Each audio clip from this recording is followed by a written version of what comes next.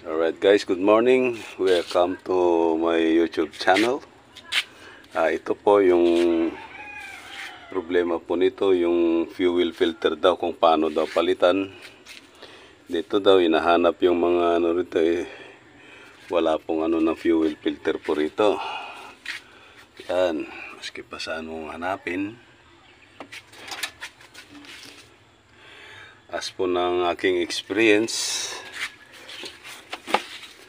yan po, ito po yung ano, tinanggal ko po yung gulong dito.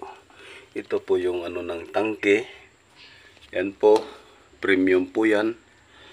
Tinanggal ko po ng gulong at ayun po yan po yung ano ng fuel filter nya po. Yan po, makikita nyo, ito po yung papalitan po.